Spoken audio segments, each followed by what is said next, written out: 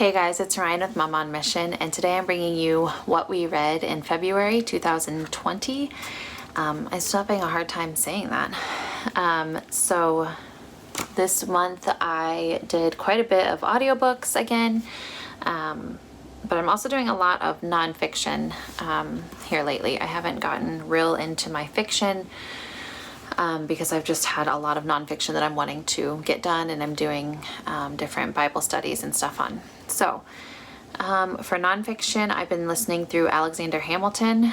I shared this with you last month, and it is a very long book, and I'm listening to it on through my library's website, and so I only get it for I think 2 weeks at a time, and so I've just kind of done a chunk at a time, and my second round is almost up, and then I'll have to wait in line for it again. And I'm almost halfway done. I think I'm at like 48% finished. So I'm making progress on it. I'm not quite done yet, but it's still going. And then I finished this technically in March, so I'm not gonna like share my total thoughts on it. I'll share that at the end of this month. But for a good chunk of February, I was reading The Hiding Place by Corrie ten Boom, and where has this book been my whole life? So good, so good. I'll talk more about that next month, but so good. And then I've been doing the Better Study by Jen Wilkin with the girls from my church, and we are loving this. It is an in-depth study on the book of Hebrews. We are on week 5 of 10, I believe. So again, I'll do a bigger review of this toward the end of the month, or maybe, I guess not this month, whenever we finish it. But this isn't necessarily a book. It's more like a study guide because it's all about the book of Hebrews. But I still wanted to give a review on it because it is taking my like reading time. It takes up quite a bit of that for the week, so that's why I'm not reading as much. But since it is a book technically, I thought I would go ahead and share it. So for fiction, I didn't bring it in here with me. I told you I was starting The Silent Governess by Julie Klassen, and I just kind of shelved that. I'm going to come back to it. I wasn't not liking it by any means. I was enjoying it. It's just not what I was in the mood for. With my fiction, sometimes I just get in a mood for a certain type of book, and sometimes I'm just really not in the mood for other types of books, and it just wasn't what I was in the mood for. So I'm going to shelf it for a little bit, and I'll probably come back to it more than likely because I do like Julie Klassen stuff. It just wasn't what I was wanting to read. So I read The Pinderwicks by Jeannie Birdsall, and that was kind of a I think it's actually like not a children's book, but like a young juvenile fiction. But it was super, super sweet. I had a friend recommend these. It's a series to me, so I had her recommend the series to me, and I finally got a copy from my library, and it was really, really good about 4 sisters and kind of the adventures they have. And coming from a family of 4 girls, I just found so many comparisons to between us and the Pinderwick girls, and it was just really, really sweet and funny and very lighthearted and easy to read. Just kind of a refreshing no-brainer read, but really, really good. And then I have started Where the Crawdads Sing by Delia Owens, and so far so good. I'm not super far into it, just a couple chapters. So hopefully by the end of March I will have a review on this. It is more of your mystery type, which I'm really into, as you well know if you've seen any of my videos. But this, typically I don't read ones that are super, super, super well known, but I just kept seeing this pop up everywhere, so I thought I'd give it a try. So for my 3rd grader, he this month read quite a few picture books. We just happened to get several from the library that he really liked, so he read a lot of those. And he was also really into nonfiction this month. I don't have those exact books, but he was reading books on fungi and books on hovercraft. I don't know.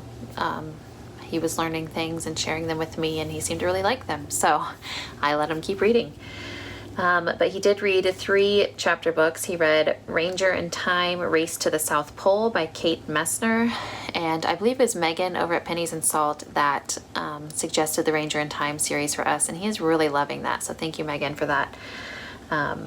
He's really blowing through those pretty fast. And then he read a Detective Gordon book, A Case in Any Case by Ulf Nilsson. He started that series, I think, in January, so he's continuing on with that.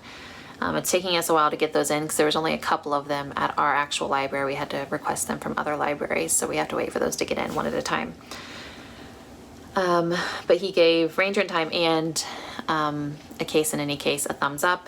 And then he read Save the White Whale, which is a Geronimo Stilton. He gave that one a thumbs up, as he always does, Geronimo Stilton, by Elisabetta Dami. So just kind of par for the course for him, just those same series that he's just working through. I think here pretty soon, probably over spring break, which is for us next week, I'm going to challenge him with a book that I pick. I let him pick almost all that he reads, and I just kind of guide him to different series that he might be interested in. But I'm going to kind of challenge him a little bit over spring break and see how that goes. So for our read-alouds, we finished up The 100 Dresses by Eleanor Estes. I give that a 4.5 stars. It was really, really good. It's a short read and kind of a different read to read to my boys, being called The 100 Dresses, but they appreciated it. Just the morals of treating everyone well. And they don't say this, but the reason why we as a family think it's so important to treat others well is because we're all image bearers of God. And so I kind of drove that point in to them while we were reading this. And just a little girl who is less fortunate, and the bullying she went through, and how she really had some unique talents that no one knew about. And I don't know, it was just a short, sweet, good story. And then we have started The Secret Garden by Frances Hodgson Burnett. One of my childhood favorites. Again, when I said it, the boys were like, why are we reading about a garden? But I think they're really enjoying it because we've been going back and forth between reading it in paper, print, and reading the audiobook or listening to the audiobook when we're in the car, just because it makes read-alouds go a lot faster if we have that option. And we'll hop in the car, and instead of asking for Kanye West Jesus is King album for the 500th time, they've been asking to listen to the audiobook. So I think they're enjoying it. For a picture book suggestion this month, we read The Man Who Walked Between the Towers by Mordecai Gerstein, and it was a Caldecott Medal winner. And this book was really, really good. It was the story about the man who walked between the Twin Towers and kind of what he had to do to pull that off. And then at the end, of course, it had a nod to the towers no longer standing and why that is. And it was just really sweet. A good read. So this month I don't have any podcast suggestions for you. I've been listening to my same old stuff that I've already shared with you. But if you are looking for any suggestions in the true crime genre or the theology genre, hit me up in those comments down below and I will send some your way. Anyway, I thank you so much for watching, and I will talk to you next time. Bye.